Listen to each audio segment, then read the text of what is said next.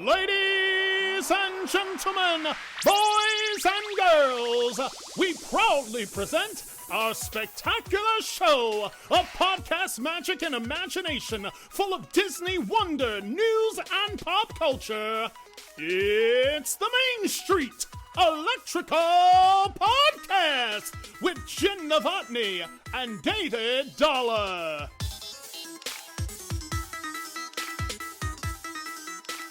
Hey, Jen. Hey, Dave. It's the Main Street Electrical Podcast, episode 73, I think. I don't even keep up anymore.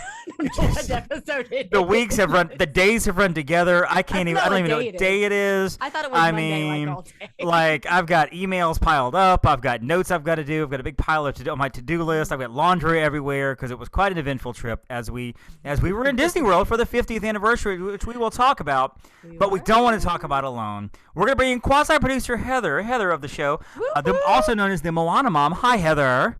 Hello, guys. How are you? So how was your weekend? It was fabulous. How was yours? Oh, it was wonderful. It was, dare I say, magical? Magical? Magical. One more treat for you. You've heard of her before in a previous episode with part of the Disney Moms, she and Kelly. Well, we brought up Kyla back because she was with us. She shared a lot of these experiences. Yeah. We're talking tonight about a lot of the things that happened in the 50th. Hello, Kyla. Hi, friends. How are you? How was your weekend? Well, I was going to say magical, but I'll just say it was excellent. It was excellent. Yes. It was Totally excellent.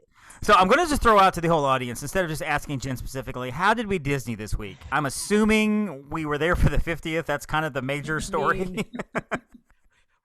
We Disneyed by being in Disney. We Disneyed a lot this week. Probably. Extreme. I mean, it was fantastic. Extreme Disneying. It was wonderful. This is what Disney fans. This is what dreams are made of. Honestly. Okay, so we're got a lot to talk about tonight. We're going to run through some of our experiences, everything from the new Remy ride to the fireworks. We'll talk about some of the eatings we've done. Space 220, we'll get to that. Kyla has a great report on kite tails, #kite fails, and I can't wait to hear this. Because she asked me yesterday, she said, so are you always positive on the show? I'm like, no, we can give some critical feedback. We don't want to condemn Disney, but we don't mind saying when Disney has a swing and a miss, which they might have a swing and a miss on this, but we'll get to that. First, I want to knock out some news real quick. Three things that came up over the last couple of days. The Galactic Star Cruiser, reservations opening October 28th, takes flight on March the 1st.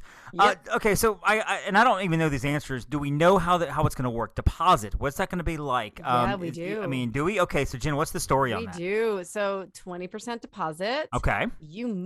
There are no courtesy holds. Right. Like, with Disney, like you can oh yeah, I can do a 300 hold. Yeah, no, that doesn't Nope, exist. can't do it. Can't do it. You must deposit. It is refundable up until 90 days out your final payment. 90 days, okay. So think of this more like a cruise ship. Yeah. It is functioning more like a cruise ship with final payment being 3 months out. Mm-hmm. You have a penalty period once like you make your final payment. It's right. There, you get penalties as you get closer to your check-in date. Eventually it does become non-refundable. So right. Yeah, you want to make sure that you're gonna go. Pricing that they've released, and we haven't seen exact things for the like opening dates. Right. When they released initial pricing, I think we mentioned it was around $59.99, not $59, but $5,999 starting price. Right, and it's seasonal, so seasonal, but they said that those dates were like August 2022. So we. We've heard, we have speculation, but it'll be interesting to see what the opening season is like. But that is how that's going to work. There are things your travel advisor needs to get from you ahead of calling in to book, because this is a call-in only, folks. It's going to be interesting. Right. So if you are interested in going, make sure you contact your favorite travel planners at Upon a Start Travel. Info at uponastartravel.com. There's our commercial. And okay, so one final question, Jen, about that. Do we know how far in advance we can book when they go on sale or for reservations? How far past October into next year? Spring, summer, fall? That they have not said. Right now, there's a 3-month window up on the Galactic Star Cruiser site, like to check for availability. So definitely, we know it opens in March. Right. March, April, May, we know are going to be open. I heard scuttlebutt that people like because apparently Club 33 could book today. Right. So that was the hubbub on the interwebs. So those interwebs. Those interwebs. I heard somebody said something about June, but I don't know if that's true. So I would just say we know for sure we can book into the beginning of summer, possibly later, but we don't know. Possibly. Okay. Oh and of course, we're all thrilled about the fact that new Magic Band Pluses are coming. The demise of the Magic Band has been greatly exaggerated, as Mark Twain probably said one day. And so, I'm sure Mark Twain said that. So the Magic Band Plus is coming. I don't really know all the details. It'll be coming sometime next year. We just do know it'll be a higher price than the regular Magic Bands, and they'll do some special things. What? We're not really sure. It'll interact, and I'm sure. Just like our audio things on the My Disney Experience app and the Play Disney app, and I'm sure that everybody will use it. So moving on, something we already knew, 2022 Guardians of the Galaxy Cosmic Rewind is going to open. We kind of knew it would be next year, and Disney was like, yeah, okay, it's next year. Yeah. We know. Confirmed it. Just so you know, it's next year. So yeah, we're like, okay, no duh. Was released today that Mickey and Minnie are coming back to the Town Square Theater and to the Red Carpet Dreams in Hollywood Studios. Now, no hugs and kisses yet, no autographs yet, so we can't get close to them. But you can still have to take those selfies with Mickey over your shoulder. But now you get to do it more individualized. You'll get to go in the room with Mickey this time in a smaller space and everything. So it's not a bunch of people, and you're not competing for attention because you get the attention. The princesses will also be coming back to Fairytale Hall in a similar setup. Disney Junior characters at Hollywood Studios Courtyard. I know Kyla is a big fan of Vampirina, so she'll be able to take those vamp pictures for herself. Yeehaw Bob returning to entertain everybody on the piano, and of course he was on our show and he was fabulous. He'll be back at Port Orleans Riverside on October 14th. All the excitement from Animal Kingdom Lodge will be coming, not Animal Kingdom Lodge, but Animal Kingdom Park will be coming back starting next week through the fall. The drummers and the singers and the dancers, which is really exciting. The Disney Movie Magic Show, which is the nighttime show at Hollywood Studios that nobody acknowledges even exists. Like I forget it, guys. I've seen it. It's good. No, it's good. But I forget. Nobody talks about it. It's like a hidden gem. Like I feel like I go and like 9 people will be there because nobody knows about it. But I think it's like Fantasmic was always the focus over there, right? And maybe now it'll get some love. Well, and they had the Star Wars. They had the Star Wars show for a while. They had the Star Wars show, and then they got rid of the Star Wars show when Galaxy's Edge opened. They're like, oh hey, here's this, and then everyone was like, oh, and it's in lieu of Fantasmic. It's like Hollywood's trying to do some nighttime stuff, and nothing seems to click. It's much like Animal Kingdom with anything they try to do. Again, we'll get there.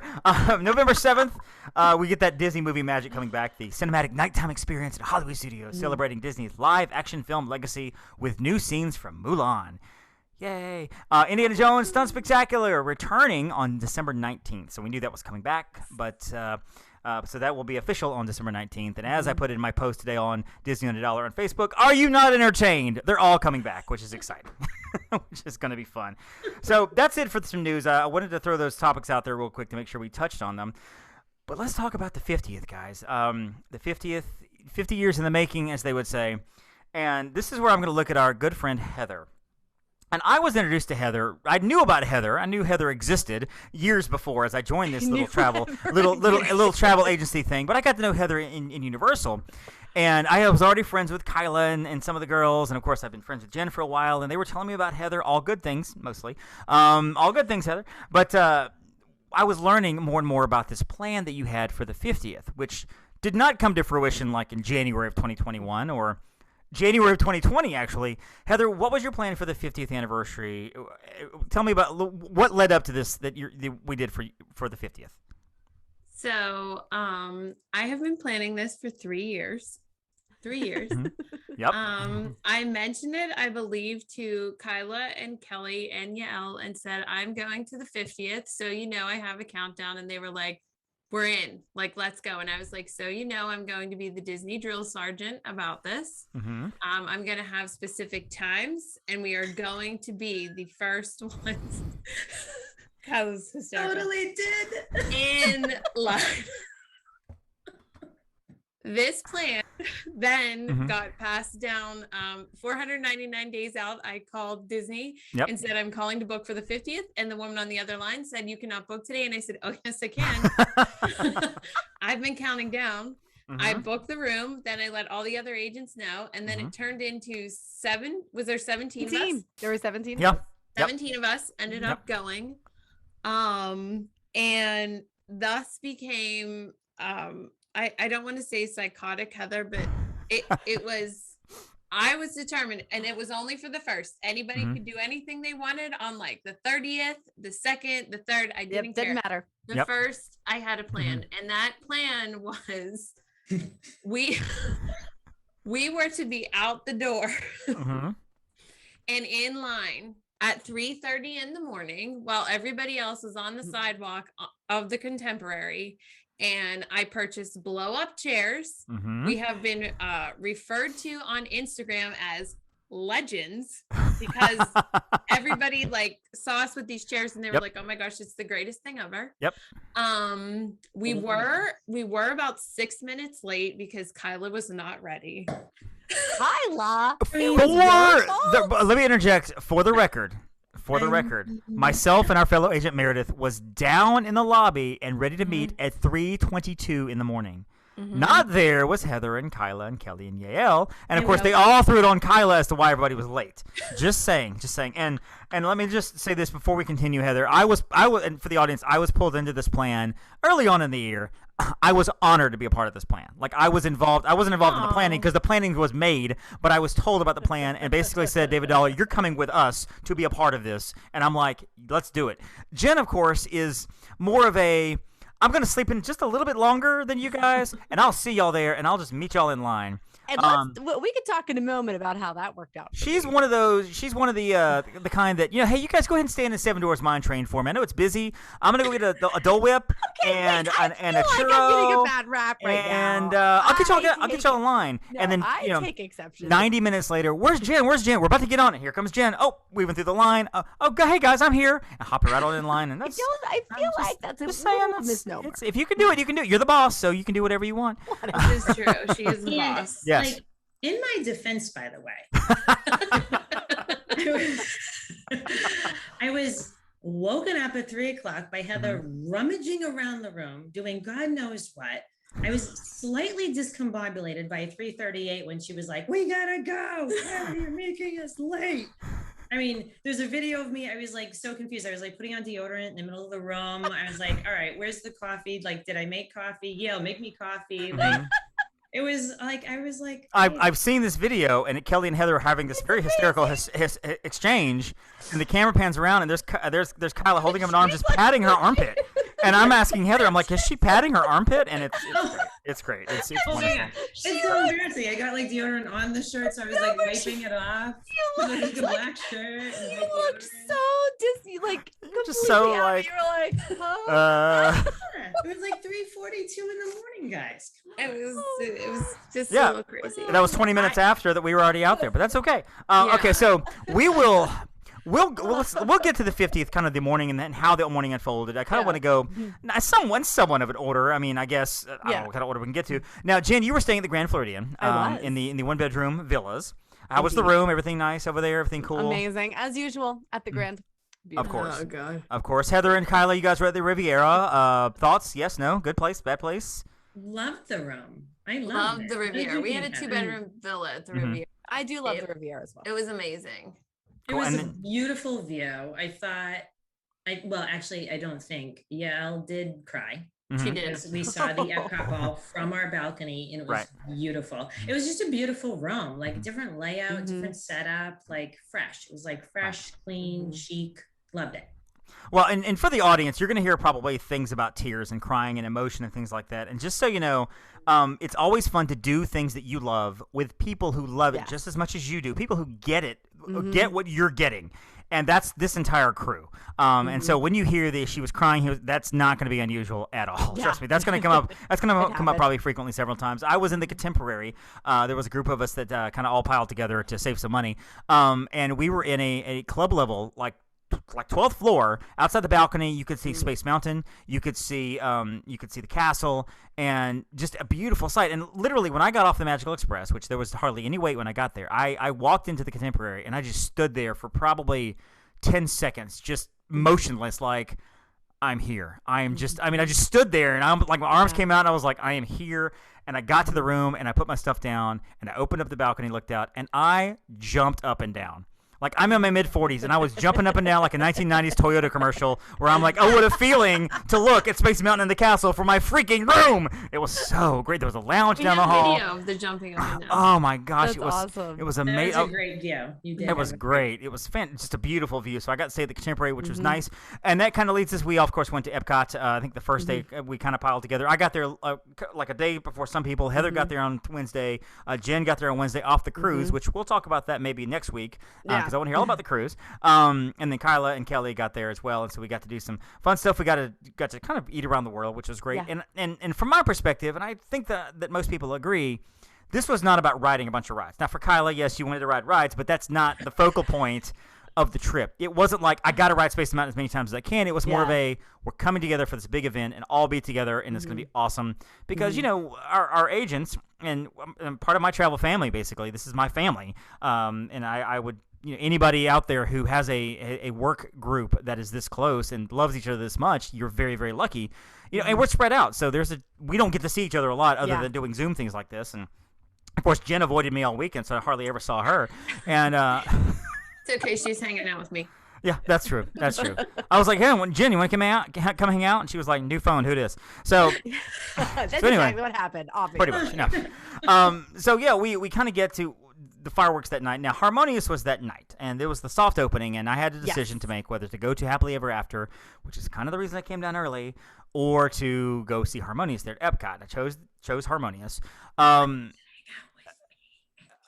I wanted to hang out with Kelly. Yes, and Kyla.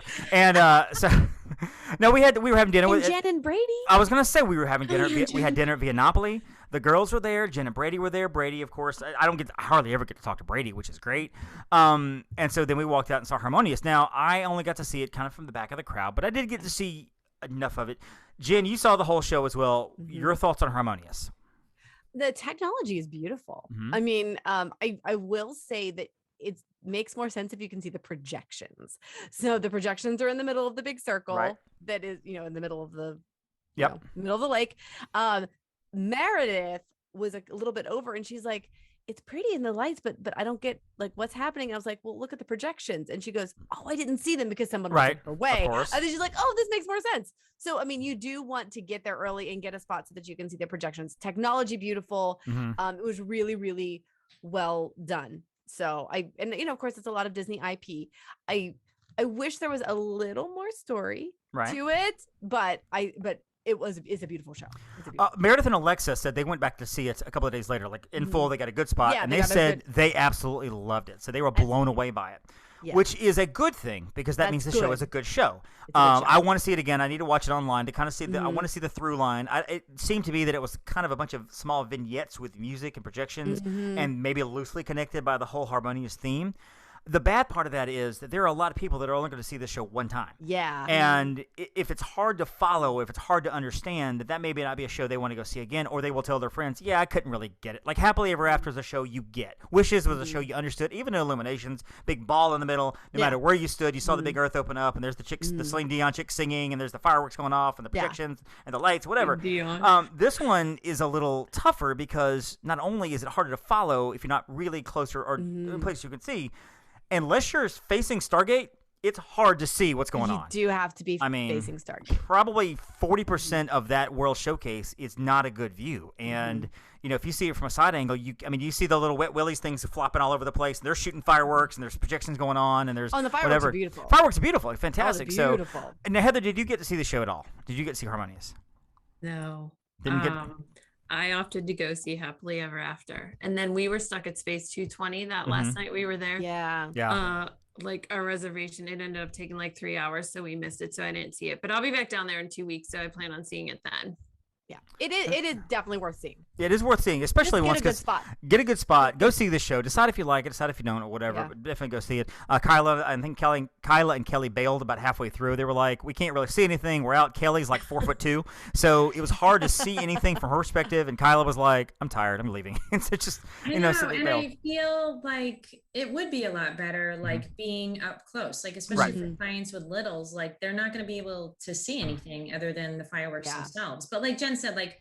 I liked the projections when I could see them. I liked the water aspect. I liked that they used artists from around the world sing the song, but I wish there was like slightly more of like a storyline or something, kind of like weaving it all together. I would like to see it again. I just like would rather go on rides than like. But that's pretty much any fireworks video, and that's okay. That's all right. That rides are your jam, and it's all right. It's all right. I do wish though there was a way to do a globe or something instead of that big circle to make the projections visible to everybody. So and folks, you just have to take out the fact those barges are in the middle of the water. They're not moving. I know. Don't hate the show because you hate the barges. Try to separate that if you can. Yeah. Thursday, we of course five of us went over to Topolino's for breakfast, which was a fabulous breakfast. Topolino's is such a good meal. That's a great breakfast. I've never had the dinner, but the breakfast is fantastic. Myself, Kyla, Kelly, Yael, and Heather. And Yael, we said this name a couple times. Was basically their roommate, so I was introduced to her on this trip, and of course we immediately bonded, and we became this little five. And one of our agents. So on, and one of our agents too. And so, and we, if you go see any of our pictures, she's going to be in 20% of all the pictures we have. She's everywhere. So we got to do that. Of course, we went over to Brown Derby for lunch, which was like 3 hours after breakfast. So of course I was hungry. And saw Jen and Brady there. For our lunch. So we got to hang out with Jen and Brady. Exactly. And Mickey and Minnie, she did the same thing she did on the 50th. She just randomly walked in while we were waiting. Yeah, she does that. Wait, no. I had my own reservation for Brown Derby. For Brown Derby, I had my own reservation. And then Oga's. You're forgetting Oga's.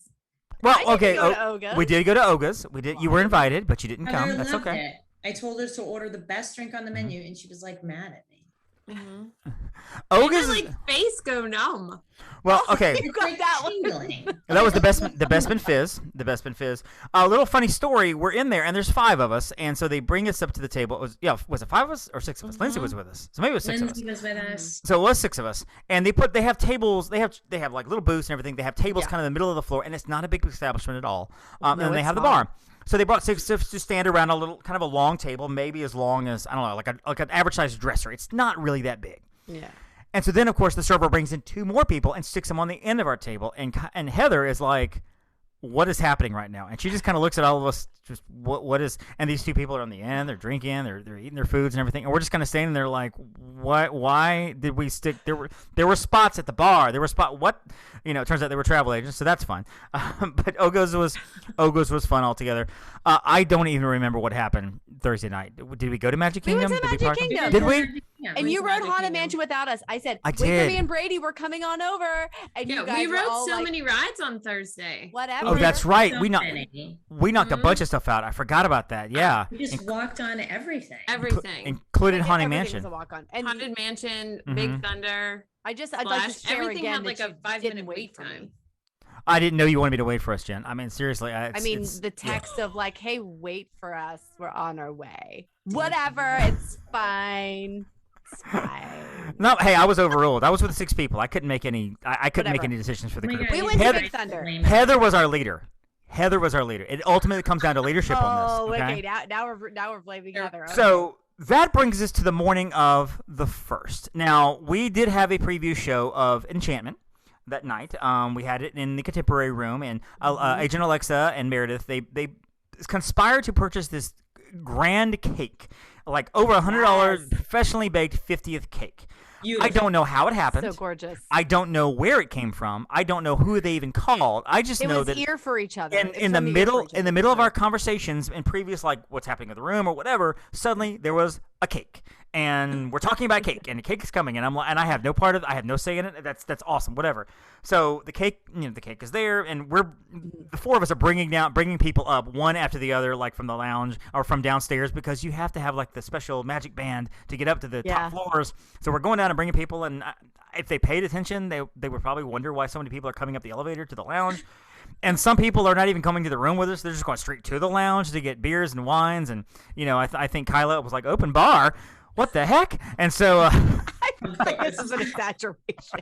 That is a lie. I'm just kidding. She was actually pretty exhausted. I think you may have had 1 or 5 drinks, whatever that night. A hard cider. Yeah, well, and that's to be fair, there were 4 bottles of bubbly. So Yes. Yeah. So we're all out there, and we're all in anticipation. It's 10:15 where the fireworks are going to start. We're going to get the preview of Enchantment, and that way we'll get to see the fireworks from the balcony, and then we'll be all excited about seeing them in person a couple of days later. And it's 10:15 and 10:17 and 10:19, nothing's happening, and all of a sudden here comes Christina Aguilera, and she's singing, and we get to hear her singing, and a bunch of us have it on our phone watching the live stream as well, and like 4 of us have our phones out, and they're all not synced up, so Christina Aguilera is sort of all off tempo in all of these phones. And she's singing Reflection. When my reflection show, and it's like really weird. And so there's the Bobs. We call the Bobs. The Bobs. Iger's out there. Chapek is out there. Somehow Iger didn't punch Chapek in the face for ruining his legacy. Did I just say that? No. And so the Bobs are out there. And then finally at like 10:40, they were like, and now the fireworks. And of course, we saw the fireworks. They looked cool. They looked great. Yeah. We couldn't really see a lot on Main Street, but it looked cool. It looked fine. So we kicked everybody out. So everybody goes to bed. So the morning, 3 a.m. in the morning, 3 a.m. I must be lonely. So I get up, we all get up, everybody's getting up, we all meet downstairs, and Heather and Yael and Kelly and Kyla, they're all bringing the blow-up chairs. We got the blow-up chairs. I got my blow-up chair. Here comes Emily, here comes Alexa, here comes Meredith. We got a fine little troop, not Jen, because Jen's still asleep. And so we tromp on down to and for those of you who are not familiar with the way it works, the Contemporary has a pathway to the Magic Kingdom. You walk to the Magic Kingdom, maybe a 10-minute walk.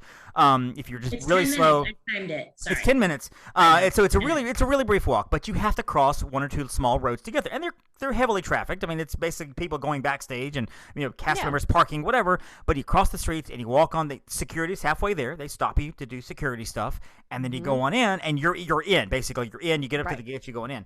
So we were there. We were stopped before that first road, which was a good idea because when they eventually let us through, people were standing in the roads because people are stupid, and and the security guards are yelling at them, "Get out of the road! Get out of the road! Get out of the road!" And so they stopped us before we got to the road. So we're probably maybe 10 people back.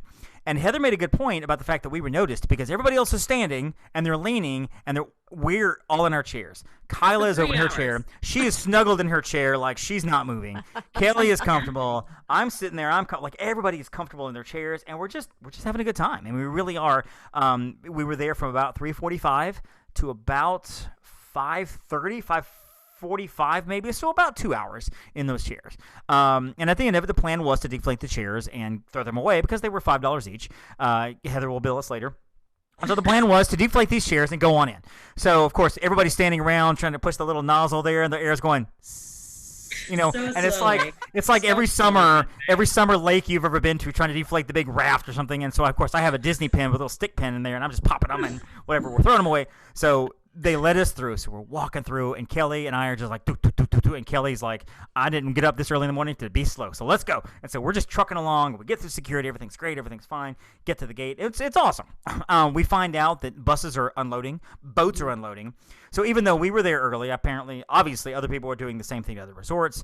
We got wind that some of our agents were like, hey, I'm on a boat now, even though she didn't get in line till an hour after we did. And of course Kelly's like, I'm not letting so-and-so beat me to the gate. And so we get to the gates, and it's great.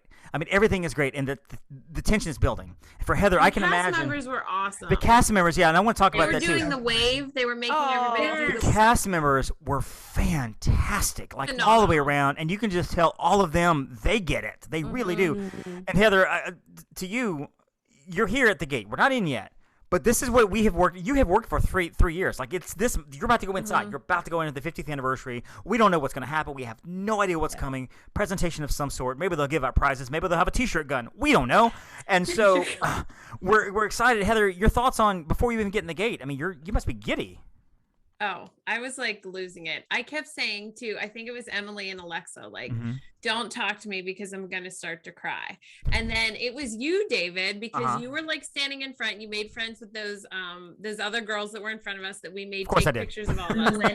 You made friends with all of us. And then when they were letting us in the gate, you let me go ahead of you. And then ironically, I had my Apple Watch on and it was like picking up like 10 passes or something. Right. I don't know.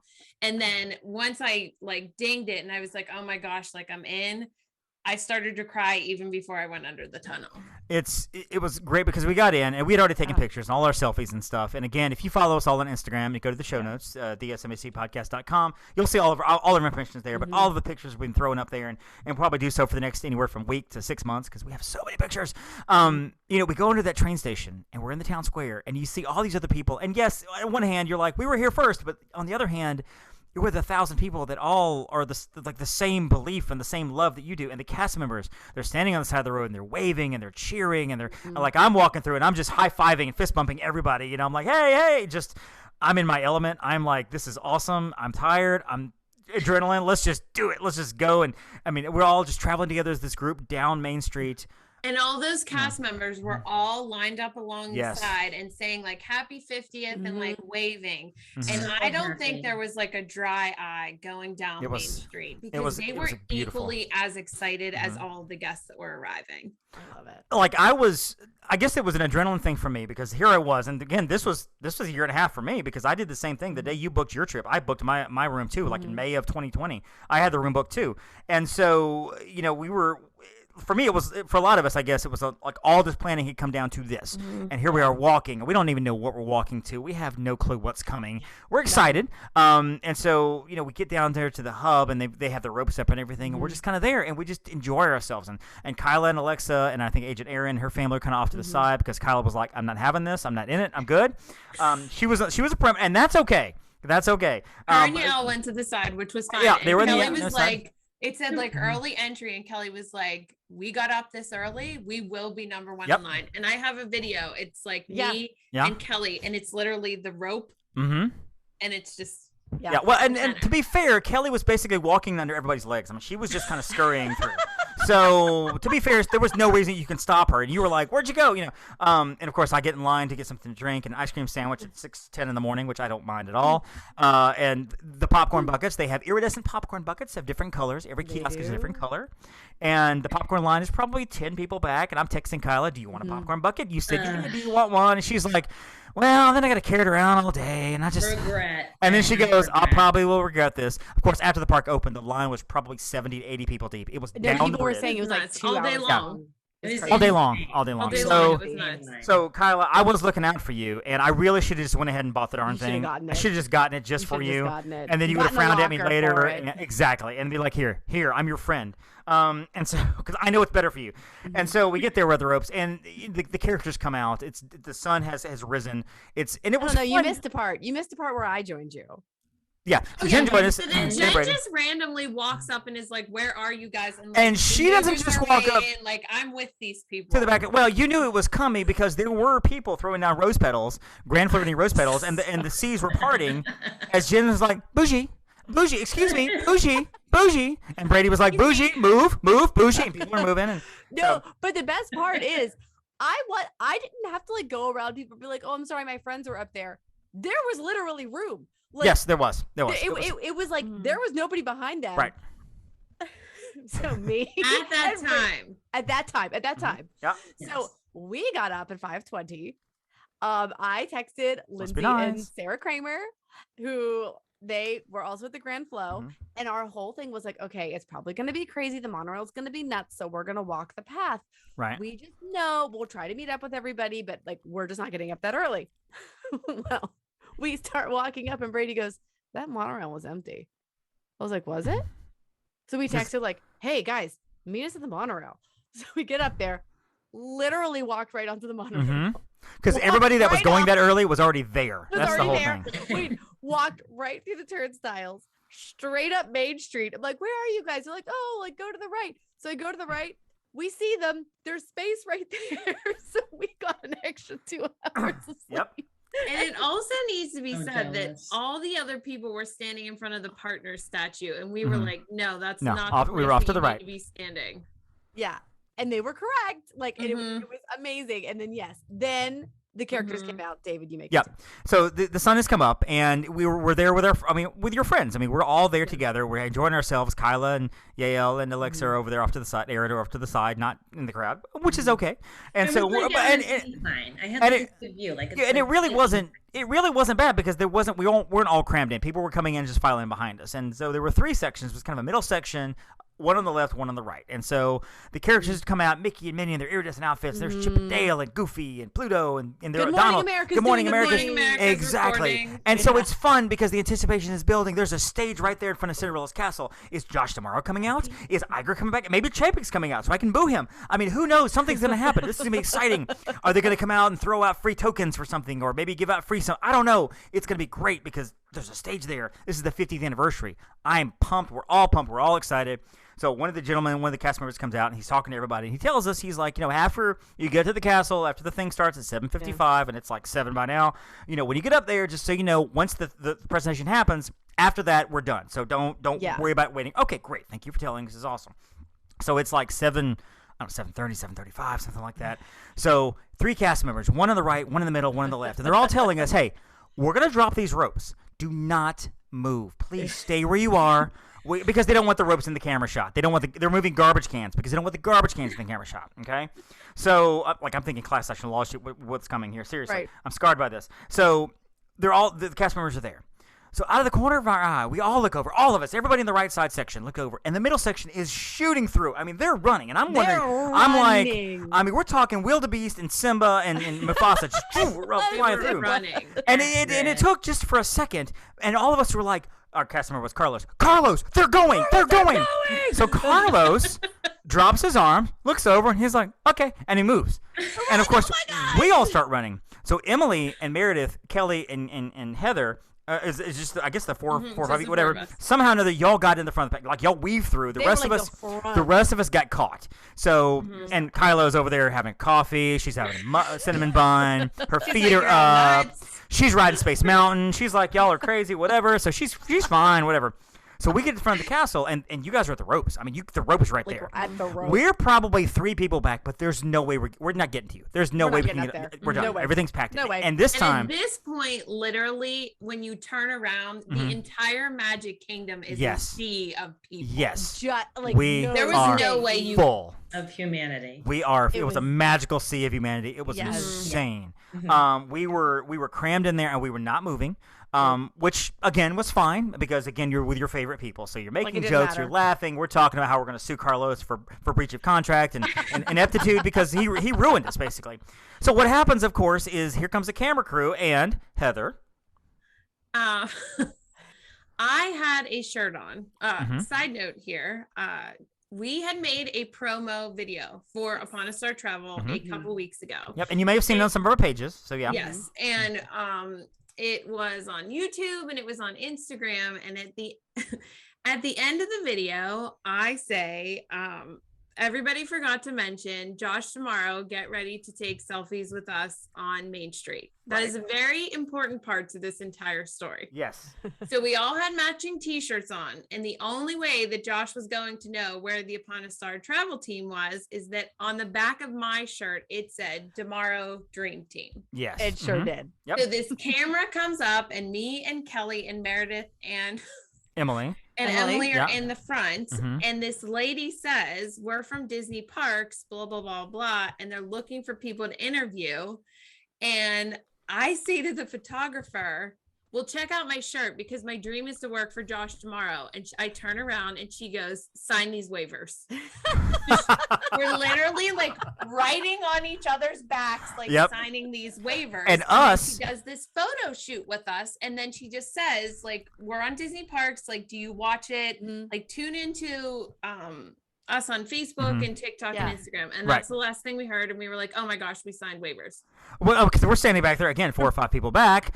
Kyle is on Big Thunder by now, and so we're just watching. Just over on the side, We're like they're signing waivers, and we saw the camera come up and everything, and there was this sweet moment where they got the father holding his kid out at the front on this other ropes, and the mom was behind us, and so everybody was like, bring the mama. So people started partying, and mom was like literally, like, it was so great.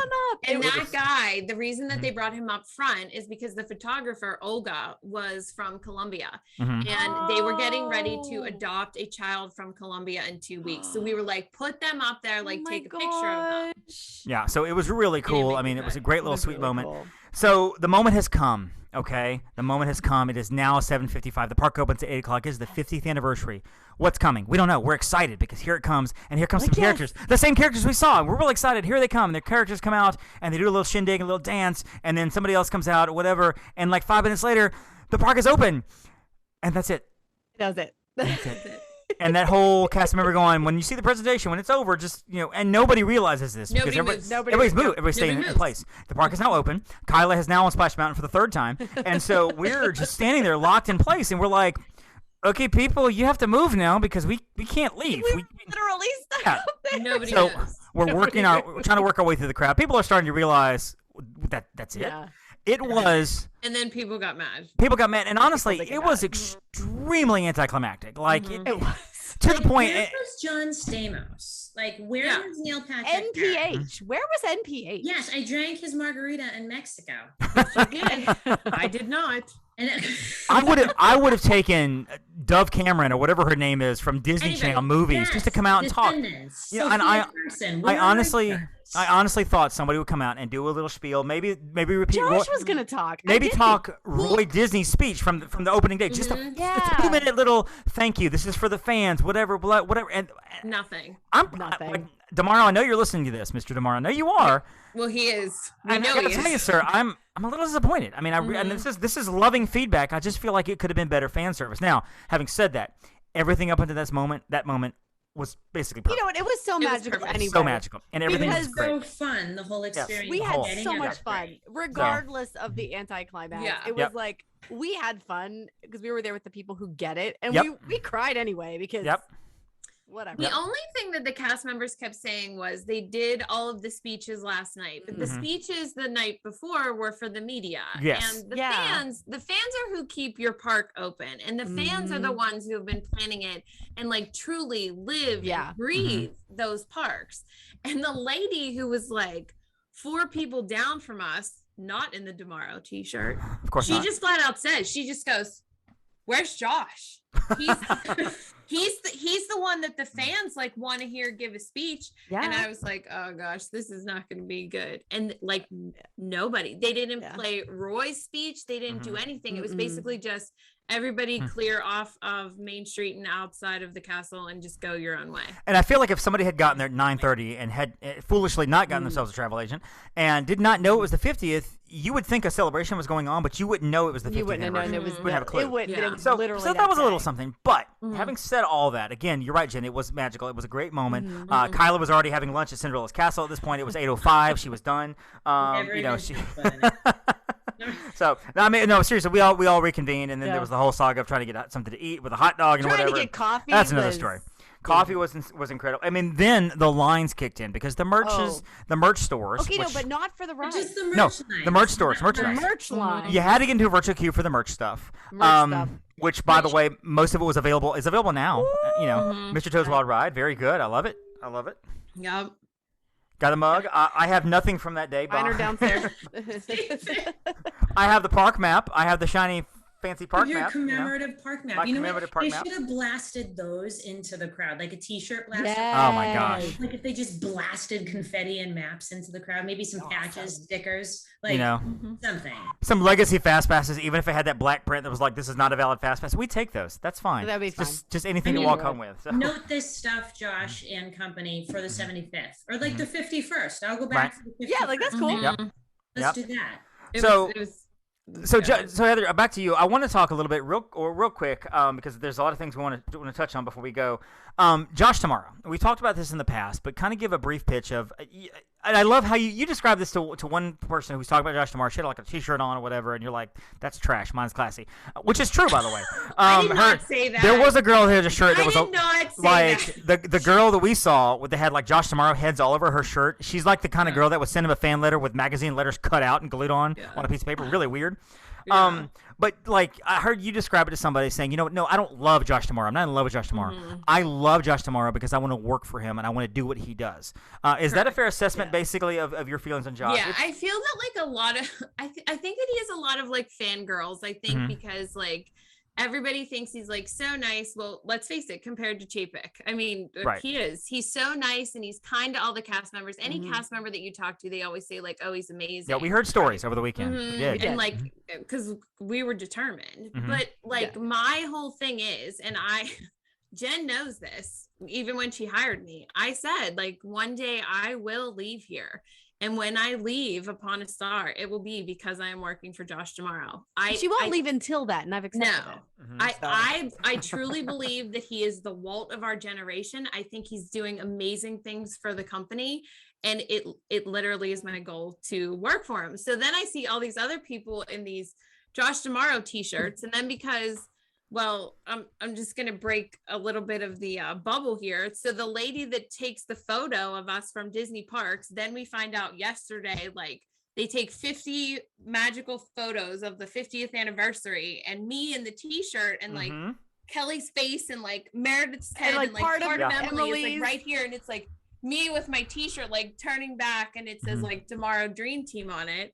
And then, well, as everybody saw, it was like, it became a meme on the internet, you know, because you had all these crazy people like fangirling out. And it was my only goal that I just wanted to get a selfie with them to be like, I'm going to show you this selfie again whenever I work for you. And we made the video. We posted it on Instagram. He said he would be ready. He commented on the video. It's on the video. So it was this whole thing. So, and it was like, it's important, and the reason I bring up Josh tomorrow is because we'll talk about him all throughout the day because he was a part of our day basically. And of course, this is at this point there are 17 of us, and we're all trickling. The ones who aren't already there are starting to trickle into the park, and everybody kind of gets their own little groups and goes off and does their own little things, which is great. Jen, you had an experience with a piano player, is that correct? I did. Tell us a little bit about that. Okay, so the original piano player from opening day, 1971, October 1st, 1971, we're part of the Facebook group. It's like Vintage Disney or something like that. Well, he made a post that he was going to be coming back to play a set that day, trading off with another pianist. Right. But at 11 a.m. So we knew at Casey's Corner, 11 a.m., the pianist was going to be out there. Brady's like, we're going to go. I'm like, absolutely. So we went over there and so I stopped to see Heather real quick. I had to push my way up to Brady by the time I got back there. So we were like literally front row. He comes out so personable, an entire show, which I will post the show. Yeah. It was like a 15-minute set, wasn't it? Like a 15-minute set. And he's like, this is the first song I played the first day. Oh. Well, it was like on opening day. So he did that in between every song. He gave a history. He ended up even like people would like shout out stuff. They were like, feed the birds. And he's like, well, we have a request. And he just like sat down and played it. Someone else like supercalifragilistic, like everybody, the crowd is singing. The crowd is like, I mean, it was like the Disney parks was like videoing it the whole time. He was so entertaining. He was amazingly talented, obviously. He also played the new song, Celebrate the Magic. But You Are the Magic. You Are the Magic. You Are the Magic. I Am the Magic song as well. We are the magic. We are the magic. You too, but I'm the magic. Right. But it was an incredible set, just absolutely amazing and like so nostalgic, you know. What I heard of it was really good. We were actually past and future guest of the show, Jennifer Kaufman, also star of Carnegie Hall, was there as well, and she came up to meet us, to meet you for the first time, and I've met her before, and so we were kind of talking and everything, and we were waiting for the show to end, and she's like, I like this show, but I need the show to end because I want to meet Jen, but I have to go, and so we got to stand there, hear a lot of the show going on because we were right there. Casey's was packed out. This is where I met Josh tomorrow, which was fantastic because he was coming down the street. Ahead of the band, ahead of the cavalcade. Here comes Josh, and I was able to say, "Hey, Josh, can we get a selfie and can we get a picture?" And he's like, "Sure, absolutely." We're all sitting in. This is a little bit before this. We're all sitting in the Tiki Room because we were talking about doing all of the original rides, the first three rides that were open. Kyla, did you actually get to all of them besides the Tomorrowland Speedway, or did you knock that one out as well? No, it was the Speedway and the Country Bear Jamboree, like I kept talking about, and then I'd be distracted by that. So I missed like those two. I think that's it. You, David, Kyla, Kelly, and Yael, you guys went and all did rides. Jen and Brady like went and did their own thing. And this is a very vital part of the story. I did not leave Main Street all day. Did not leave Main Street. I did not leave Main Street all day. And the only thing that I asked the agents were, can someone like just come here and like rotate with me? Because I wanted to see, like, I knew that they were going to honor the original cast members and everything at the front of the park.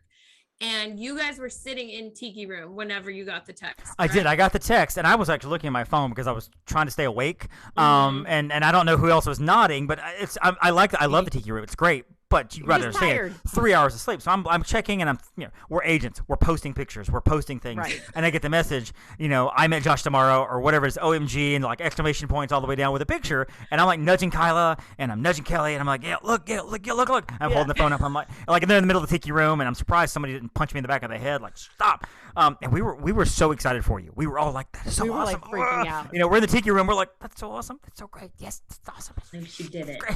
Like I did it. She did it. Yeah. And, of course, I got to meet him, and I posted it in the group that I met Josh. And then Kelly calls me. Where are you? On Main Street. Where's Josh? I'm like, he's probably down Main Street. That's the way he was walking. I'm on my way. And then so here she comes. grabs me and is like, help me find him.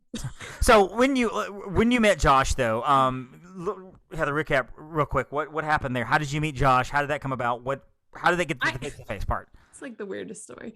It always is. Was like I was on a break to go to the bathroom, and then we were on a break. Okay, I'm coming back through Tomorrowland, which is funny because I called Tomorrowland Tomorrowland because I'm a nerd.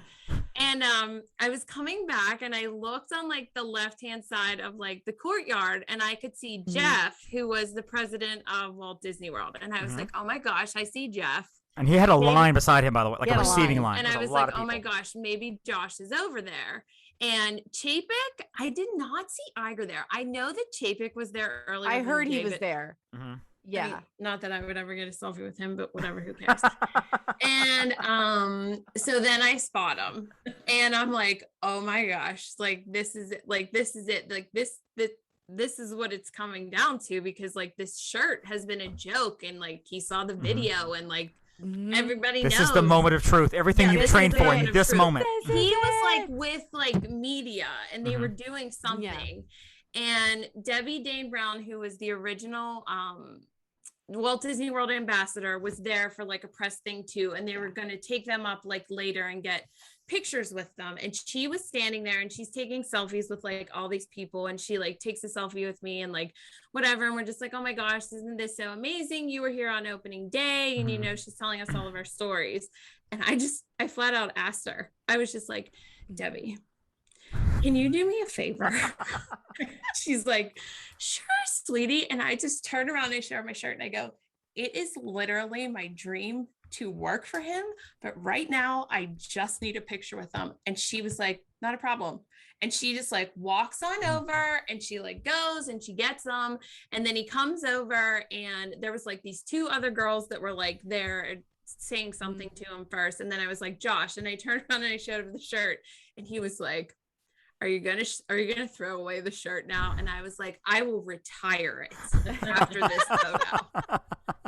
He was like, okay. And I was like, can we get a photo? And he was like, sure. So then like we take the photo, whatever. And I was like, thanks. And then, whatever, who cares? Bye. I like semi-panic and fine, run back across Main Street, and then like have my, oh my gosh, it really happened. This has been a joke for like the last 6 months on Instagram, where all this kind of stuff. Right. And my dream came true. I knew you'd meet him. That's amazing. Anyway, yeah. Everybody said it, but it was a chance meeting. And then I forgot to go like get my picture with Jeff. So then my goal was, so then everybody thought I was nuts, because I was like, I'm not leaving Main Street. Like, I'm holding a space for us for this, like tonight. And in case they do things in front of the castle, like I want to see what they do all day. Yeah. I want to see all the character cavalcades. I made friends with like the cast member, James, who's the head of the parade thing, and all these things. And then they had the original cast members come up at one point and did like a little photo thing with them and all this kind of stuff. And I waited in line because I saw Debbie again. And, I waited till everybody was done taking selfies with her. And I was like, I just wanted to tell you that you started the magic in 1971. And even though you're not here, like you're not working anymore, you created another magical moment here today. And I was like, that literally was my goal of the day. And like, you literally made my dream come true. And she was like, oh my gosh. And we were both tearing up. And she was like, let's get another picture and friend me on Facebook. And she was, because she said that a lot of cast members, and I think that anybody that's listening to this should take this to heart. She said that a lot of cast members never get told by guests like how appreciative they are of the magic that they create. Yeah. And I was like, That's a well, good I'm point. forever grateful. Yeah. That's a good point. Back to what we said earlier, the cast members all day were fantastic. I mean, they were put in some of them were put in a possible situation because there was a fight in the Emporium over tumblers, and there was long lines and popcorn buckets were scarce, and the merch lines, and the merch ended up being in Epcot like 2 days later. You can just go walk in and get it. And so, the cast members were just phenomenal. Everybody was friendly and they were so great. talkative, and just it was fantastic. Yeah, it was amazing. So some of us had lunch at Be Our Guest, a late lunch. I know Heather, you stayed on Main Street to get a spot for the fireworks and possibly a parade. We weren't sure. None of us really thought it would happen, but just in case. But you were spotted there. And so the day wore on. We all did our thing. We were riding rides, doing stuff, which is a lot of fun. And now we get to Enchantment, and that is the fireworks spectacular. Yes. Now to briefly run through. By this time, by 8 o'clock at night, I mean, the hub is full of people. It is just crammed full of people. Main Street's already got people on it. And Kyla, myself, and our friend Agent Sarah come up, and we end up going through the crowd through a very comical set of circumstances to get to the other side. That was insane. And at that point, it's crazy. And Heather was like, Sarah was like, I'm out. I'm done. I'm going back to the room. So she split. Kyla and I did a few things. We kind of rode some rides. I did some dad jokes at Monsters Inc. Laugh Floor, which was fun. And then she was like, peace, I'm out. So it's just me.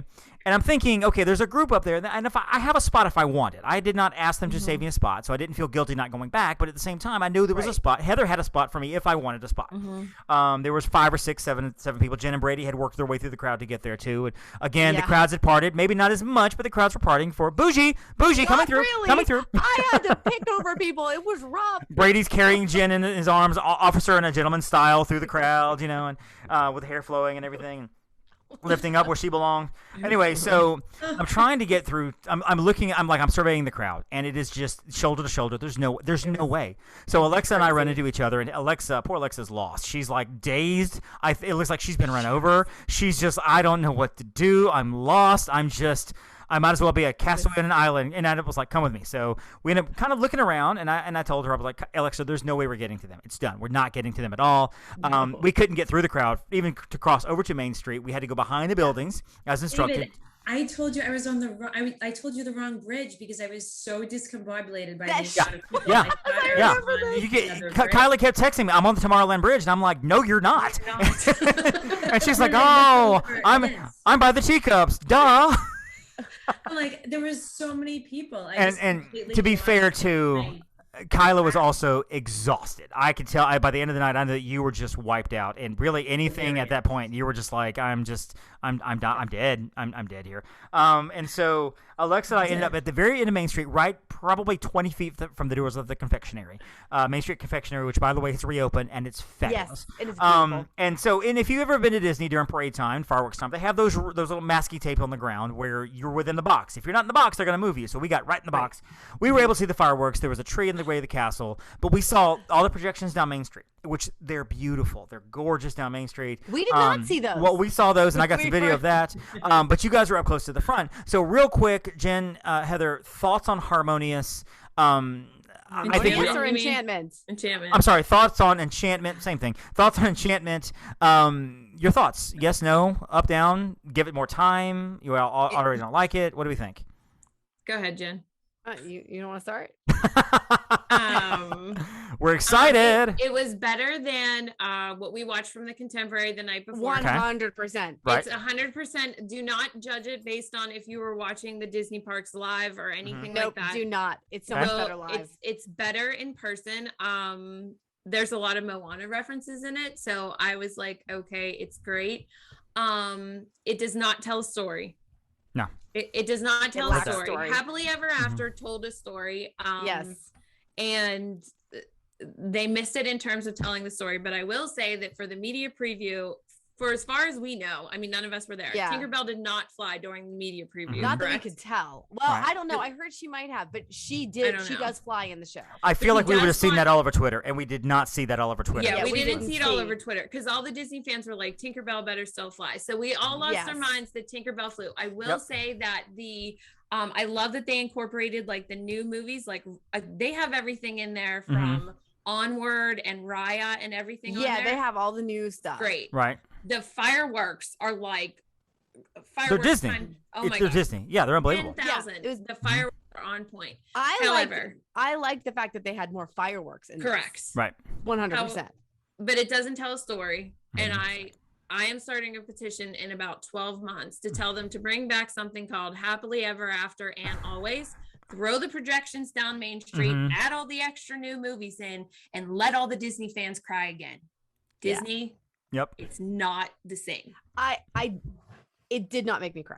No. I did love the show. I thought it was a beautiful show. Absolutely beautiful. And I love the technology, amazing. It just needs more story. It reminds me of, and go with me when I say this, it reminds me of the prequels from Star Wars.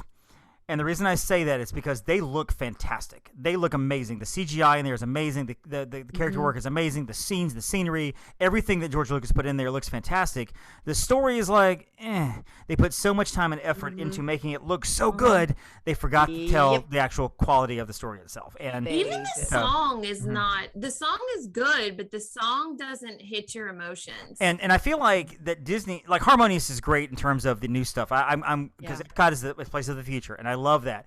I feel like anything that goes in Disney in Magic Kingdom needs to be a mixture of new and looking forward, but also doesn't not be afraid of touching on nostalgia. Do some Walt, do some Mickey, do some earlier, some You Can Fly. You do some earlier, Snow White. Do some other stuff that calls back to the golden age of even the 70s of Magic Kingdom.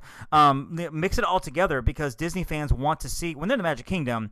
The adults are kids at heart because they're riding Peter Pan and they're riding Small World and all the kid rides because they want to do that. And I feel like that should be a show at Magic Kingdom that is a mixture of new and old and nostalgic and everything for the fans. And I feel like Harmony or Enchantment misses the mark on that. And Kyle, you can't chime in because you were on Splash Mountain. And I'm just kidding. She was gone. I'm just kidding. And we were making our way over to the Polynesian, and we were able to watch the electrical water pageant, which looks cool. With the new float, that 50th float, it was amazing. Yes. So that was my contribution to the night. You were great. It was fun hanging out with you pretty much the entire day. Me and you and a couple other people, but pretty much the whole day. So let's jump on. I want to touch on these last few things before we're done here. Remy's Ratatouille adventure over at Epcot. I loved it.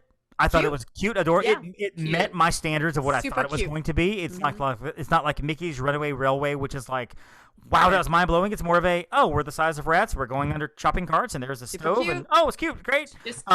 Virtual queue, I think, worked really well until about 5 o'clock. I don't know why. The end of the day, I don't know if they didn't make a declaration of you have 2 hours to come back, or if they just said if your group hasn't been called, come on. I do know that the lines were up to 2 hours long, even with the boarding groups for Remy. It was like an intense backup when we were getting crepes, David. To the point where Meredith and Alexa were told, if you get in the line, you'll see Remy before park closing, but you won't see the fireworks. So they made the decision the fireworks. And Kyla, we went to the creperie, and it was the two of us, Sarah and Lindsay, because Kelly was gone already at that point. She had to go home. And so we had worked our way through the crowd. We thought that the line was for the creperie, and we were like, well, this sucks. But Lindsay piled her way through the crowd to find the creperie line was like 4 people deep. And we got in there. We got our food. By the way, there's no signage to tell you anything, but there is a sit-down restaurant on the other side of the ordering window. If you don't know about it, you don't know about it. And so we could have gone in there, immediately had a seat. I think Kyler or somebody was telling me that they were looking for people. They were looking for people to sit in there. And it's not on Disney Experience or my Disney Experience. So not yet. You have to know about it. Not yet. And that would have been great to sit down and go in and eat, but we'd already gotten our food, already paid for it, and was like, well, this is a miss. There should be a sign or something. So we had that. Of course, Kyle and I got to eat. Hold on, let's not forget Space 220. Yeah, Space 220. The newest restaurant in Epcot. We all had lunch. And our lunches were overlapping, and you go in, and you are aboard an elevator, and I forget the name of it. They gave it some sort of fancy magical Disney name, clever name that they do. Yes. And basically, you zip 220 miles above the earth, and you look down, and there's this video screen that shows how far you're lifting. You look up, and it shows that you're going into space. The effect is cool. The effect is cool. Super cool. It's a cool effect. You come off of it, you see this big wheel of produce awesome. that looks real. I don't know if it is real. I don't know if that's. I don't think it's real, but it could be. I don't know. It's Epcot. I have no idea. It looks real, but and then of course we get down and there's the large windows. You're overlooking the Earth, and there's the astronauts flying through, and there's some spaceships in the distance, and just it's fun. I saw an astronaut. People have a lightsaber battle. Yeah, I saw an astronaut with an X-wing, like kind of going back and forth with his X-wing, like he was flying it. There's one walking a dog. Yes, walking a dog. We got seated right by the window.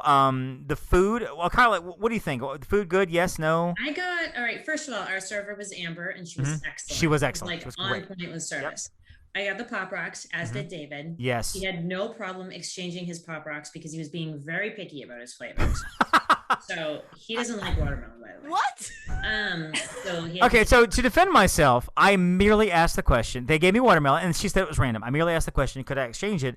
And she said it was like a whole ordeal. I was like, that's fine. No, don't worry about it. It's absolutely fine. She came back with strawberry, and I ended up putting both of them in there, which was awesome. And the Pop Rocks were shooting all over the place, and like hours afterwards, you're finding Pop Rocks on you, Kyla. Like they're in your hair, and they're on your They were all over us. They were all over the table. Yeah. They were on the space window next to us. They were in my hair. Like I was sitting on them at the end of the day. Like they were still stuck to me. Like it was awesome. Like crazy intense Pop Rocks. It was great. It's a great little drink. They're crazy. But the drink was so sweet, non-alcoholic, so sweet. It was good. My tuna was very, very good. And I'm glad you told me it was cold. It's not served hot. So, okay. In fact, but I like it that way. So I thought mine was excellent. I thought it was really, really good. Slightly long to get our entrees, but I'm going to give them some grace because it's just like opening. Right. But I thought it was a great experience. How long did it take you guys from start to finish, out of curiosity? Because we went for dinner, and I know the rest of you went for lunch. Yeah. How long did it take you? About 2 hours. About an hour 45, 2 hours, something like that. It wasn't. And you do not get. We were 2.5. Your lunch, correct? We did lunch. Yeah, we did lunch. No dessert with lunch. 2 courses. And you don't get dessert. Free, Heather. Yeah. So it's important to note if you guys, Space 220 is very hard to get a reservation for. But if you do, for lunch, your lunch price includes your appetizer and your entree. Does not include drinks, does not include desserts, okay? Also, there's a supplement you can add on to it if you want to add on extra things like extra lobster, scallops, or whatever, you can do that. For dinner, it's a higher price, but you get appetizer, entree, and dessert, but still no drinks, whether it's Coke, whether it's tea. Right. And I didn't even know this that's my fault for not studying up on it. Right. I'm a travel agent. Come on. Do I even Disney? But I ordered the Coke and everything, and it was like $5, and of course my whatever. And so I should have known that. But just going forward for the future, we should know. And Jen, of course, your crew was in there as well, like overlapping our crew ours. was in there, and we all had different entrees for lunch. So I think amongst the 7 of us that were dining together, so we were with Meredith, Aaron, and Aaron's husband, me and Brady, Alexa, and Emily. Right. So I think we had like almost all of the entrees because everybody had the ahi. I had that. I call it macaroni, but it's spelled funny because it's like something to do with space. Yep. I don't know. It's good. Yep. Brady had the burger, and then somebody had space burger or something. They've all got clever space names. But everybody enjoyed their entrees. Like nobody didn't enjoy. Like everyone's like, yeah, the food's good. So yeah, I would go back. I would probably do dinner next time because I do want to try dinner. Heather, your thoughts? I knew you had the dinner, and I know and to her credit, our server Amber told us kind of at the beginning the kitchen's backed up. Yeah, she came in and apologized a couple of times. Hey, I'm sorry it's taking so long. The kitchen is backed up, so we knew. Hey, we're not getting out of here in 20 minutes. We've got a little longer to wait, which was fine. We had no plans going on later on that day other than just eating and drinking around the world, so we were ready for that. But Heather, your thoughts for dinner real quick. Just yes, no, up, down, good, bad?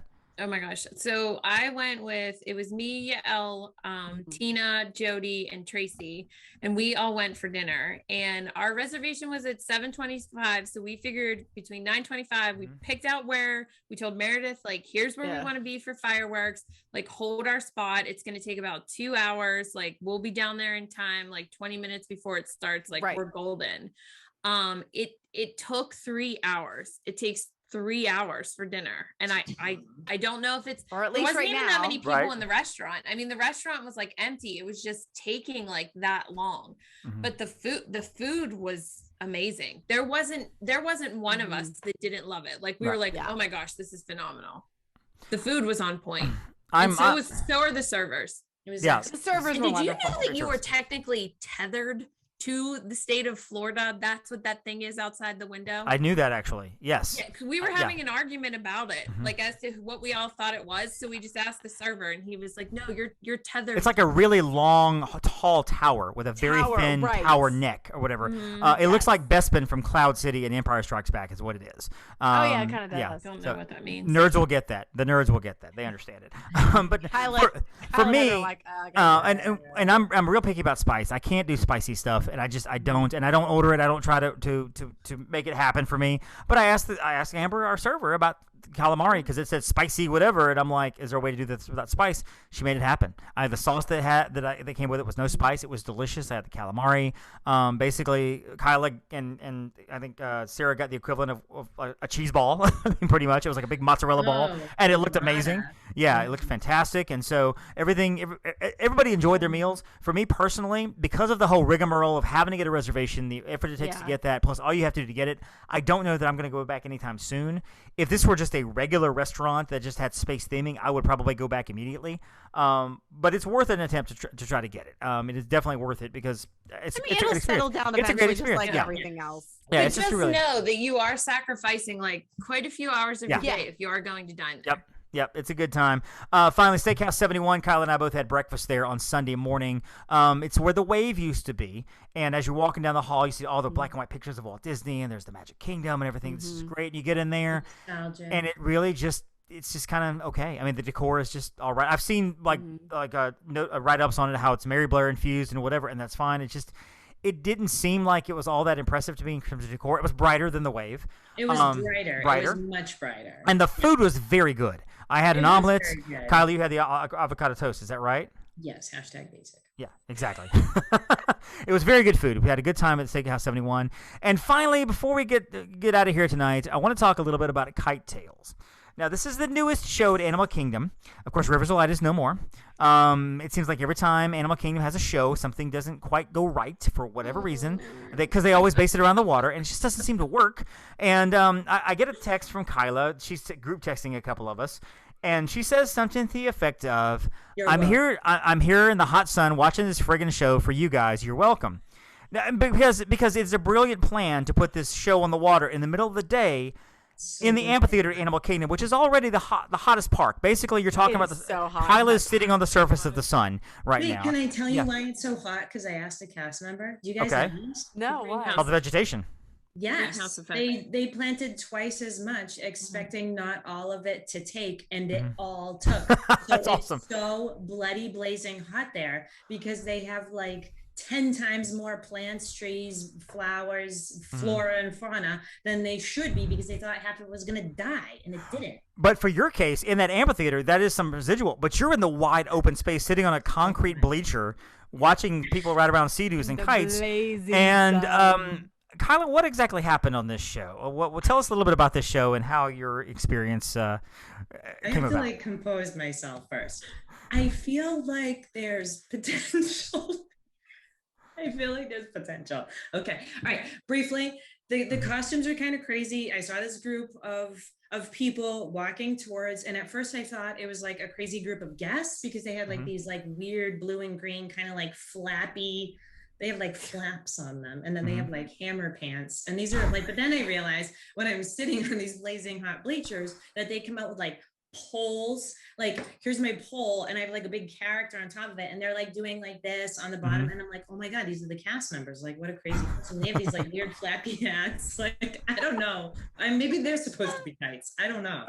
So they have these poles, so we're like marching around with a pole, and then they give like these little mini poles with turtles on the top to like the kids in the front couple rows, and they do like this parade, so I'm like, okay, like cute. And you can see that they put like detail into the characters on the top, and they were like themed. So we did like the elephant march from the Jungle Book, and they did have like that little cutesy baby elephant that everybody loves on the top of one of these poles. So you can see what the show is supposed to be. Yeah, so like it totally has like this super cute potential, but not on the water, not with ski-doos, not with these like ridiculous kites that aren't even kites. They're like big blow up things that like fly around, and then like there's a person driving the ski-doo, and then someone behind them facing the opposite way, like holding on to these kites. And I just can't imagine like going at that speed on the water with the wind. Like, how are you supposed to hold on? And guess what? They don't, because one of them dropped into the water, totally like not when it's supposed to. But then the other thing was that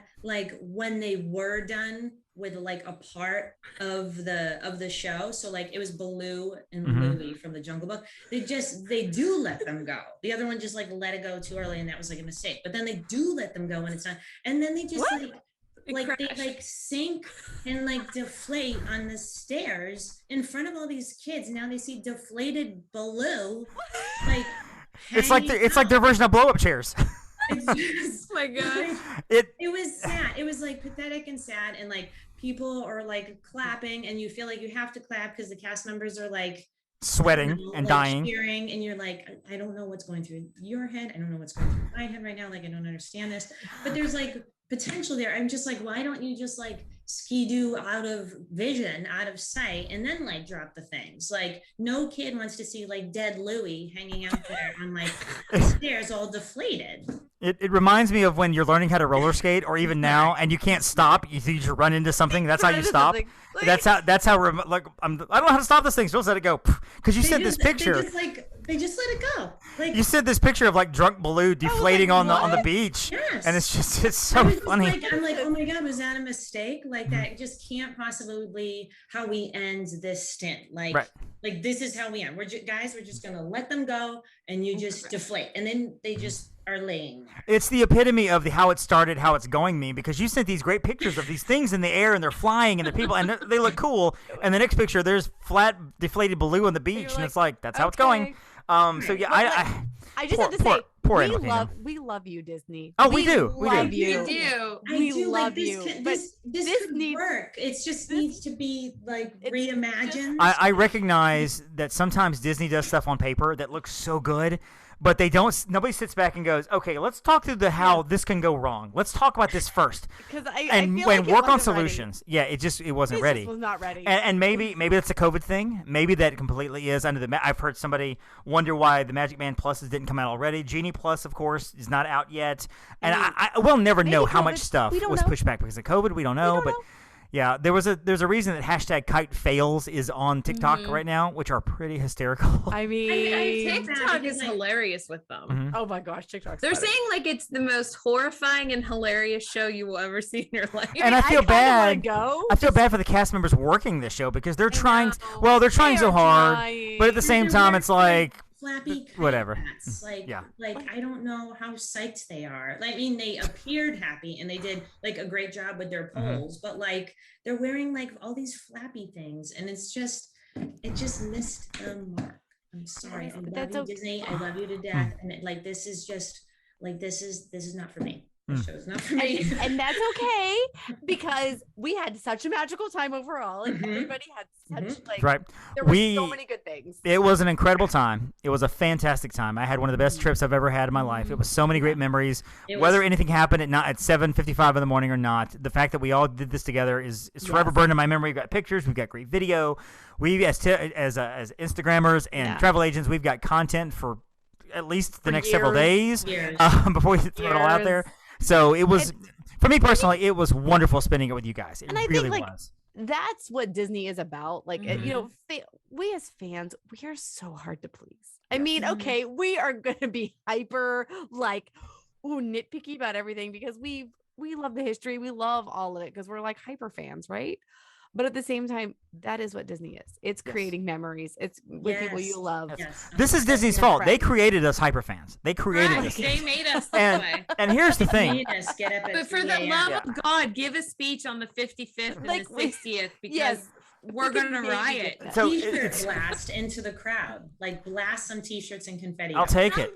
You know, maybe just confetti. Like I don't know how the T-shirt thing would work. We already had fisticuffs on Main Street. We know. Tumblr. Can you imagine a free T-shirt? We know for a fact that up until like 2 years ago, River Country was still mostly up, so we know it was there. Yeah. We know for a fact that at least until a year ago, like Body Wars stuff was still behind the scenes, still there. We know you've got Alien Encounter T-shirts shoved somewhere in a box. Give those to the crowd. I mean, seriously. No, we didn't forget that ever existed. You know, like a timekeeper bandanas. There's somewhere. Just throw it. Just give us something. That's fine. And for Disney and for the executives and Josh, I say this in love, brother. Don't overthink it. The fans, we love you. We love Disney. Yes. We just want to feel like we and what we love is also remembered. So don't try too hard. We matter. It's okay. And we had an incredible time. So Jen, where can we find you online on the vast wide interwebs? All right. Well, Out Upon a Star Jen. My personal Instagram is at Jen_Novotny. Of course, the agency, Out Upon a Star Travel. Of course, Heather, the Moana mom, Quack Chat and all that fun stuff. Mama Mouse Club. Tell us a little bit about that. Where can we find all your incredible presences on the internet?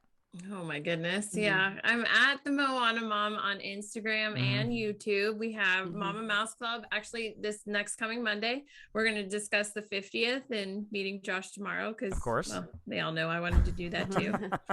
And then my business Instagram is Heather Upon a Star.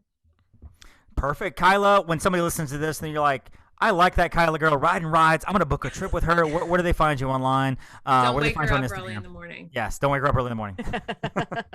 Oh my God. My Instagram's at Disney Geek 27. My Facebook is Kyla Malberg travel agent at Upon a Star Travel and Concierge. And sadly enough, and ironically enough, I don't have my Twitter anymore, which is how I found Jen. Which is how it's right. Probably a good thing because Twitter's a cesspool. Guys, if you're looking for great Disney content, go follow Kyla. Her stuff is great. If I wasn't a travel agent, I would still follow her because 2 to 3 times a day she puts out random just restaurants and rides and pictures and things. And these are the kind of pictures that make you go, I want to travel. That looks awesome. So kudos to you, Kyla. You did great work on there. I'm just trying to keep up. Find me on Facebook. Disney on a Dollar and Magic on a Dollar are my 2 Facebook pages. And, of course, find me on Instagram at the Magic on a Dollar. Find us online as the show, themscpodcast.com. The MSC Podcast is the phrase that pays and all the magic and love and pixie dust and all the 50th stuff you can handle. Find that on Twitter. Find it on Instagram. Find it on Facebook. Just search that out and go find us. And, of course, themscpodcast.com. That is our website. All the show notes are there and all the contact information is there and all the fun stuff is there and all the guests that we've had on are there. Got some great stuff coming up pretty soon on the show. Jen and I are kind of putting some plans together with quasi-producer Heather. She's involved now trying to make this show an even more success than it is. Kyla, thank you so much for staying up late. I know it's late for you, so get some sleep. Moana Mom, thank you for hanging out with us and telling us some of your stories. Jen, as always, it's a pleasure being the co-host of the show with you. I'm Dave, and hey guys, don't forget to thank your 50th anniversary Phoenicians. Thank you for listening to the Main Street Electrical Podcast. You can find us on Instagram, Twitter, and Facebook at the MSE Podcast, or visit our website at themsepodcast.com. Be sure to subscribe, and may all your wishes come true.